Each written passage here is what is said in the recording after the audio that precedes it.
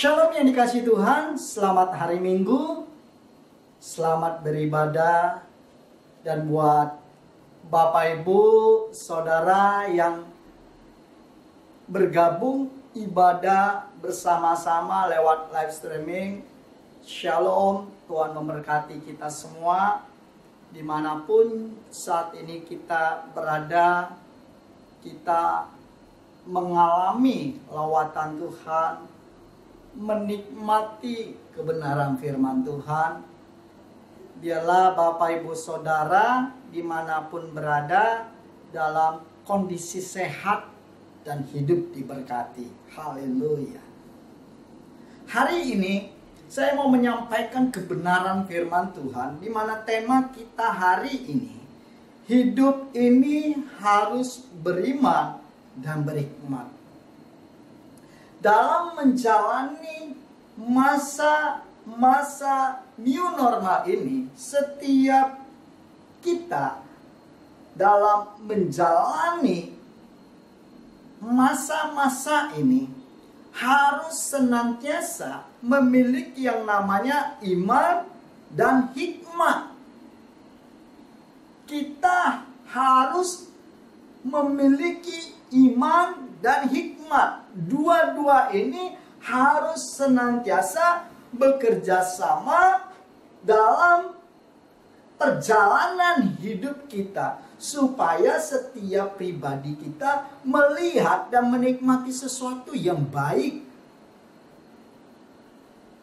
Mari kita sama-sama belajar dari kebenaran firman Tuhan yang terdapat dalam kitab Ibrani pasal 11 ayat 23 sampai yang 26.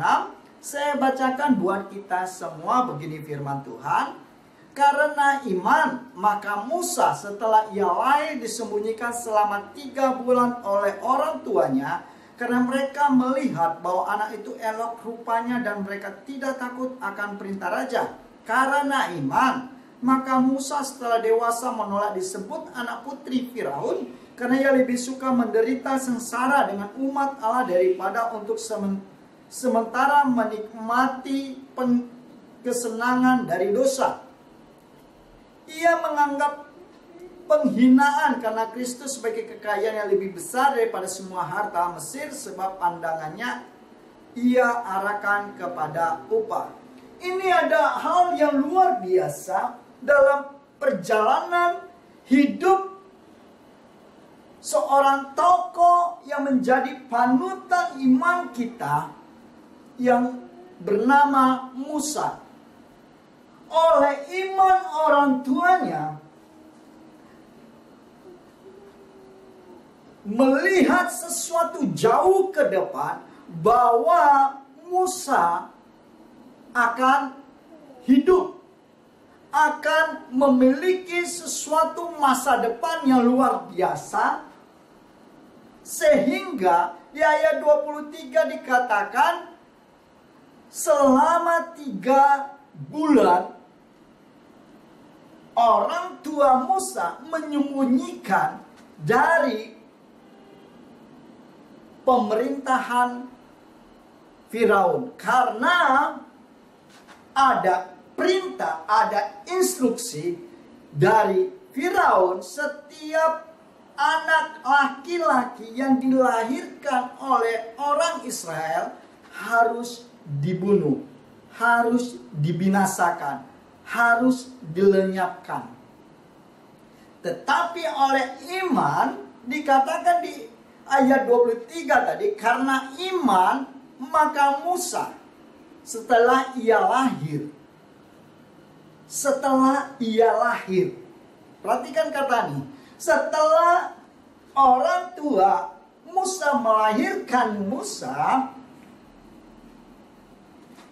maka ada iman melihat rupa Musa yang elok, rupawan, memiliki masa depan yang luar biasa. Saya katakan kita semua ini memiliki masa depan yang luar biasa. Burung saja Tuhan pelihara,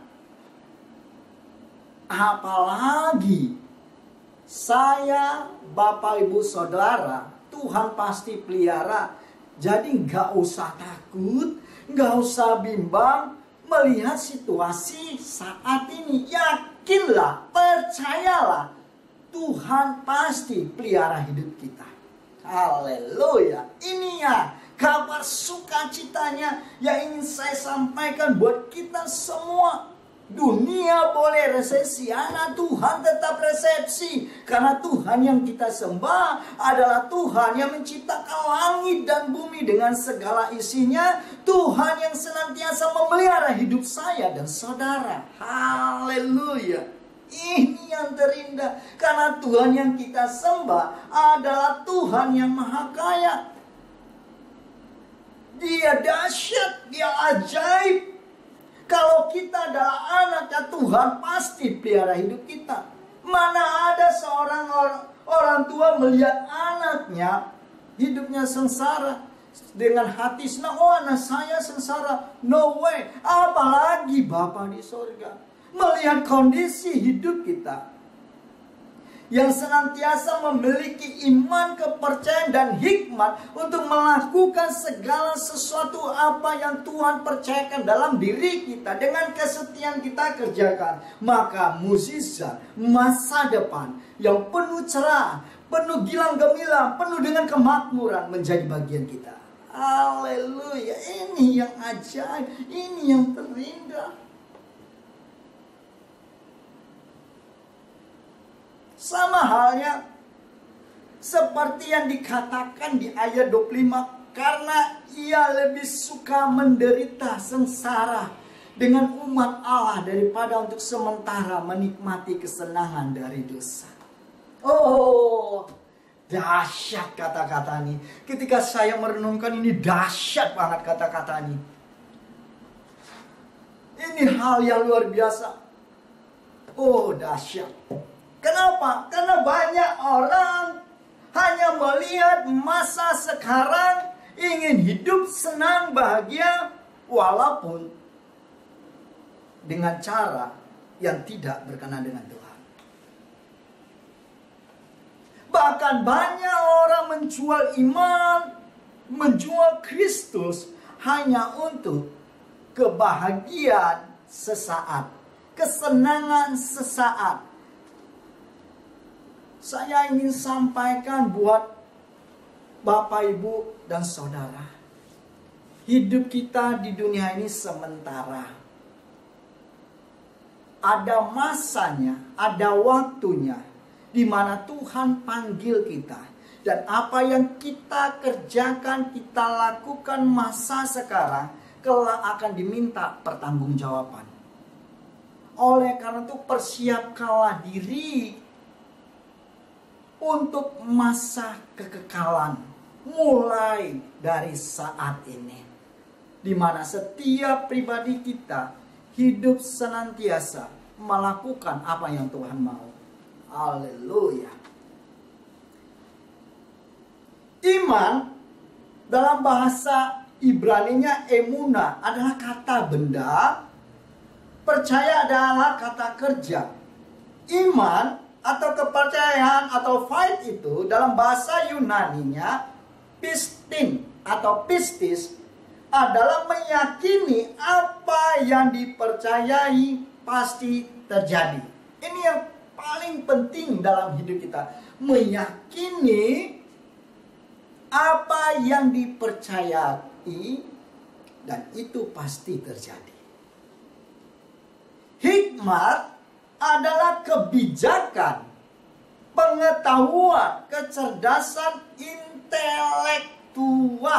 Makanya dalam menjalani perjalanan iman kita, khususnya pada masa-masa saat ini, maka harus beriringan iman dan hikmat. Sama hal yang luar biasa, pertanyaan yang mana dituliskan dalam kitab Ayub pasal 28 ayat 20. Hikmat itu dari manakah datangnya, atau akal budi dari manakah tempatnya kalau kita pertanyakan hikmat yang bagaimana yang dimiliki setiap orang percaya, setiap anak-anak Tuhan. Maka saya katakan sama halnya dalam kitab Amsal pasal 1 ayat 1 katakan, pada mulanya takut akan Tuhan adalah permulaan hikmat dan pengetahuan. Takut akan Tuhan adalah permulaan hikmat dan pengetahuan. Artinya terlebih dahulu hidup kita takut akan Tuhan. Orang yang takut akan Tuhan senantiasa menjauh dari dosa, menghindar melakukan hal-hal dosa, melakukan hal-hal yang jahat, menipu saudara seiman, menipu sana sini, itu dihindari. Inilah yang penting dalam hidup kita, bahwa setiap pribadi kita tetap dalam kebenaran firman Tuhan. Saya dan saudara harus senantiasa hidup dalam firman Tuhan. Kondisi tidak mempengaruhi iman kita, karena iman kita hidup bertumbuh dalam setiap perjalanan hidup kita. Mengapa? Pertanyaannya, mengapa kita harus beriman dan berhikmat dalam menjalani hidup ini, terlebih lagi pada masa-masa new normal ini?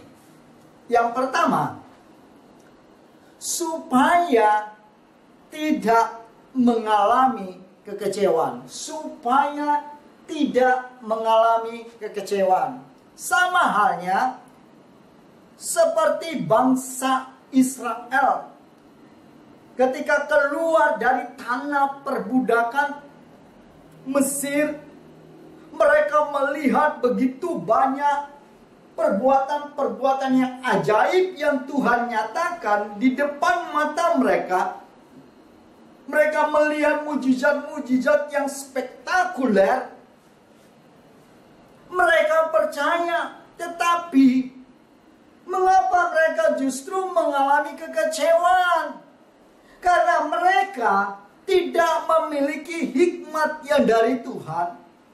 Karena mereka bisa dipengaruhi oleh keadaan, kondisi di mana saat itu mereka alami. Sama halnya kalau hidup kita saat ini dipengaruhi oleh kondisi saat ini, maka kita justru bisa mengalami namanya kecewa. Hello, kecewa. Mungkin bisa berkata, Tuhan, kenapa bisa saya alami saat ini, usaha saya kok mau gulung tikar, ekonomi saya kok turun gratis? Saya katakan, setiap kita mengalami dampak dari COVID.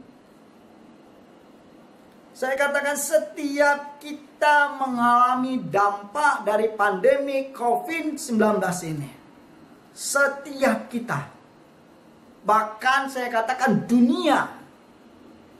Jadi jangan kecewa. Tapi lihatlah dengan iman dan hikmat yang Tuhan beri, bahwa ada sesuatu yang Tuhan kerjakan dalam hidup saya dan saudara, di mana hidup kita dipulihkan, hubungan kita dengan Tuhan dipulihkan, hubungan kita dengan keluarga dipulihkan, hubungan kita dengan sesama dipulihkan. Karena selama ini kita senantiasa tidak ada waktu dengan Tuhan, tidak ada waktu dengan keluarga, tidak ada waktu dengan sanak famili. Maka pada masa-masa saat ini Tuhan pulihkan. Ini yang perlu kita pahami. Tuhan sedang memulihkan hubungan.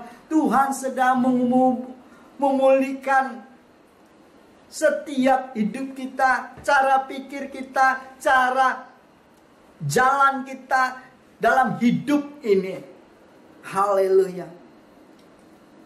Segala sesuatu yang terjadi saat ini, semuanya mendatangkan kebaikan. Ini yang Tuhan mau dalam diri kita, di mana setiap anak-anaknya, setiap orang-orang percaya, supaya tidak mengalami kekecewaan. Ada Roh Kudus yang memberi sukacita, Roh Kudus yang memberi kekuatan, Roh Kudus yang senantiasa menuntun perjalanan hidup kita, sehingga setiap pribadi saya dan saudara akan mengalami yang namanya masuk dalam dimensi yang lebih besar lagi, dalam kemuliaan, dalam menikmati segala janji Tuhan. Dan saya yakin dan percaya, baik Bapak Ibu Saudara yang hadir di tempat ini maupun yang nonton lewat ibadah ini maupun live streaming saat ini, kita semua akan mengalami yang namanya terobosan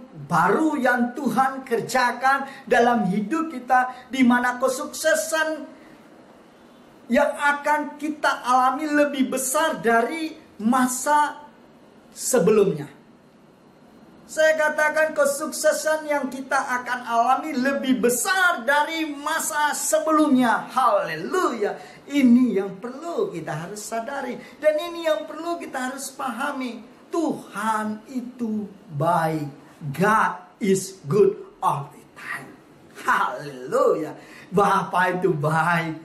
Dia tidak akan membiarkan setiap kekecewaan menguasai setiap hati. Bapak, Ibu, bro, dan sis, kekecewaan itu justru akan mematikan iman. Kekecewaan itu justru akan melahirkan namanya kepahitan. Kekecewaan itu akan melahirkan namanya dosa. Kekecewaan itu akan berdampak namanya kebinasaan. Kenapa? Karena dikuasai kekecewaan. Biarlah Bapak Ibu Saudara yang mungkin saat ini ikut ibadah live streaming maupun yang nanti akan nonton video ini, saya mau sampaikan, Tuhan punya rencana luar biasa dalam hidupmu. Tuhan akan memberkati engkau lebih dari yang sebelumnya, di mana apa yang dialami Ayub akan engkau alami kesuksesannya. Di saat kita melewati padang gurun ini, maka kita menikmati berkat tanah Kanaan. Di saat kita lulus dari setiap proses ini, maka hidup kita dibawa naik ke level lebih lagi. Haleluya. Ini luar biasa. Selanjutnya, mengapa kita harus menjalani hidup ini beriman dan berhikmat? Yang kedua, supaya kuasa Tuhan dan janji Tuhan kita alami. Supaya kuasa Tuhan dan janji Tuhan kita alami. Ini yang dahsyat. Saya katakan ini yang dahsyat. Percaya saja. Percaya saja. Mujizat pasti terjadi. Percaya saja. Yakinlah bahwa apa yang engkau kerjakan akan menikmati kesuksesan demi kesuksesan. Haleluya. Oh, dahsyatlah. Ini yang Tuhan akan nyatakan, Tuhan beri dalam hidup setiap kita. Dunia boleh berkata, dunia boleh menganalisa bahwa kondisi jauh ke depan karena dampak pandemi COVID-19 ini, ekonomi hancur. Saya katakan anak-anak Tuhan ekonominya diberkati dengan limpah. Kenapa? Karena yang kita sembah adalah Tuhan yang dahsyat. Dia tidak akan membiarkan setiap pribadi kita mengalami namanya kekecewaan dan kelaparan. Oh, haleluya. Ini yang hebat. Makanya dikatakan dalam Amsal pasal 16 ayat 20, siapa yang memperhatikan firman akan mendapat kebaikan, dan berbahagialah orang yang percaya kepada Tuhan. Siapakah orang-orang tersebut? Saya dan saudara. Orang-orang yang memperhatikan firman, orang-orang yang hidup dalam firman, yang senantiasa jalan hidupnya senantiasa dituntun sesuai kebenaran firman, yang berpegang teguh pada firman. Saya dan saudara lah orang-orangnya adalah orang-orang yang berbahagia. Kenapa dikatakan orang-orang berbahagia? Karena saya dan saudara senantiasa menaruh kepercayaan, percaya kepada Tuhan. Oh, haleluya. Ini dahsyat, saya katakan ini dahsyat luar biasa. Kita adalah orang-orang yang berbahagia di muka bumi ini. Wajah-wajah orang percaya, wajah-wajah orang-orang yang hidup dalam kebenaran firman senantiasa penuh dengan keceriaan, penuh dengan senyum sukacita. Kenapa? Karena roh Tuhan ada dalam kita. Amin. Ini dahsyat. Saya katakan ini dahsyat luar biasa. Oh, haleluya. Dahsyat. Amin. Yakin dan percayalah apa yang Bapak Ibu kerjakan saat ini, dalam kondisi saat ini. Saya katakan Tuhan pasti buka jalan dan Tuhan pasti memperluas areamu. Oh, dahsyat.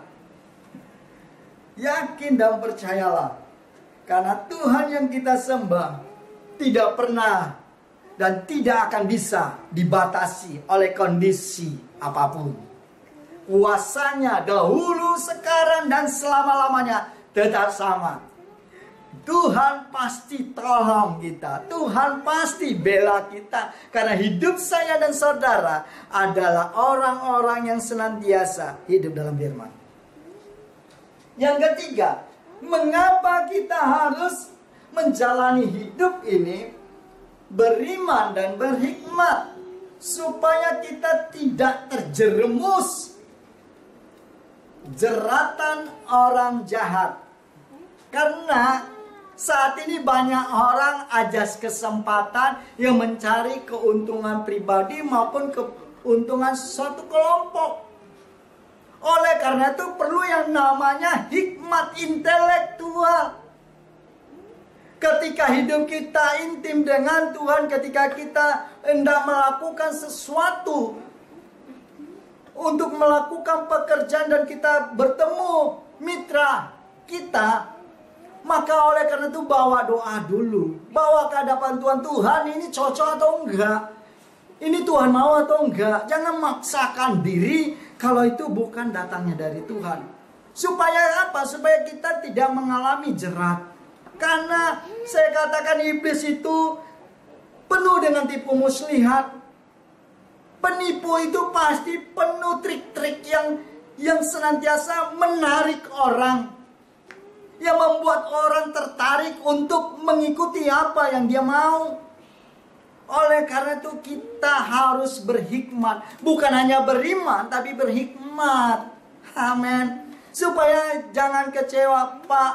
Saya tidak menyangka dia seperti itu. Saya tertipu, Pak, sekian banyak. Saya katakan hikmat itu perlu. Bukan hanya iman, tapi hikmat juga. Sama halnya seperti ini. Kalau kita tahu itu sudah racun dan kita katakan, oh saya beriman, saya makan ini, saya tidak mati. Saya katakan itu bukannya beriman, tapi mencobain Tuhan. Lu gak berhikmat. Karena Alkitab katakan jangan mencobai Tuhan. Oleh karena itu biarlah setiap pribadi kita cerdas dalam roh. Cerdas dalam perjalanan iman kita. Oleh karena itu saya mau sampaikan buat Bapak Ibu ya ada di tempat ini maupun yang saat ini bergabung ibadah lewat live streaming maupun yang akan nonton video ini, biarlah setiap kita, saya katakan setiap kita senantiasa selalu bertanya kepada Tuhan. Amin. Haleluya. Haleluya. Jadi kalau ada yang telah mengalami yang namanya ditipu, anggaplah itu suatu pelajaran. Seperti pepatah katakan, pengalaman itu adalah guru yang terbaik. Itu artinya hikmat intelektual kita, supaya nggak jatuh ke lubang yang sama, supaya nggak tertipu. Sama contoh halnya ini. Dalam perjalanan hidup kita, orang akan menjerat kita dengan kata-kata, mana imanmu? Tapi ingat, kita butuh hikmat. Tempatkan pada tempat yang benar, pada posisi yang benar. Amin. Supaya apa? Supaya tidak mengalami yang namanya tertipu. Karena kita kalau melihat, saya kalau baca-baca investasi lewat online itu begitu menggiurkan. Masa dengan modal minim untungnya gede. Tetapi saya punya hikmat, intelektual berjalan. Apa benar dengan modal minim segini bisa mendapatkan dengan waktu yang singkat keuntungan yang sangat wah? Logis enggak ya? Maaf buat para bisnismen, kira-kira masuk nggak di akal ya? Contoh, kita punya barang yang harganya 100 rupiah, pengen dijual di pasaran, orang sudah tahu itu barang itu harganya berapa, tapi jualnya 1 M. Kira-kira logis nggak gitu kan? Yang di belakang malah senyum. Nggak logis kan gitu ya. Makanya saya mau katakan begini. Jangan sampai terjebak. Jangan sampai tertipu dengan rayuan manis dalam berbisnis. Lebih baik kalau saya pribadi, ini pendapat saya pribadi, lebih baik pahit di depan daripada pahit di belakang. Ini lebih baik. Kenapa? Supaya sama-sama enak. Kan begitu, supaya sama-sama enak. Jadi inilah yang Tuhan ingatkan buat kita. Dalam menjalani masa-masa new normal ini, biarlah kita senantiasa beriman dan berhikmat. Supaya Bapak Ibu yang saat ini lagi mau merintis usaha kembali, mau melanjutkan usaha atau sedang membangun jaringan, jangan sampai tertipu. Jangan sampai mengalami kerugian yang besar. Ingin saya katakan sekali lagi, supaya jangan ada yang tertipu.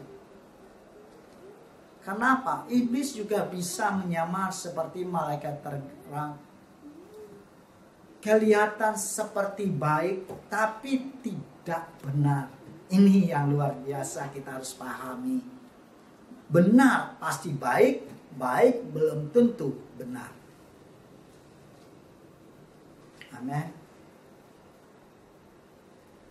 Tuhan tidak mau kita mengalami yang namanya kerugian. Pundi-pundi kita bocor oleh karena kesalahan kita yang kurang berhikmat. Oleh karena itu, kalau kita mau memulai suatu usaha, coba bertanya kepada saudara seiman kita, atau keluarga kita, atau teman dekat kita yang lebih mengerti akan bisnis itu, atau pekerjaan itu, supaya ketika kita mau melangkah, mau melanjutkan, tidak mengalami yang namanya ditipu, mengalami namanya kecewa, gitu ya. Ini yang ingin saya sampaikan. Begitu juga dalam memilih partai politik. Saya bukan berpolitik saat ini, tapi mau mengingatkan buat seluruh teman-teman yang hadir saat ini maupun yang nonton nanti video ini maupun yang saat ini lagi ibadah bersama-sama lewat live streaming. Karena jangan sampai terjebak. Saya mau katakan jangan sampai terjebak sehingga mengalami kekecewaan. Karena akan ada janji-janji manis. Segala jebakan itu pasti dipersiapkan. Jadi kita harus beriman dan berhikmat. Amin. Haleluya. Ini katakan kanan kiri, katakan pada diri sendiri, harus beriman dan berhikmat. Harus sejalan. Haleluya. Supaya kita ini senantiasa mengalami yang namanya keberhasilan. Kalau saya melihat Bapak Ibu Saudara berhasil, saya bahagia banget. Oleh karena itu, tetaplah senantiasa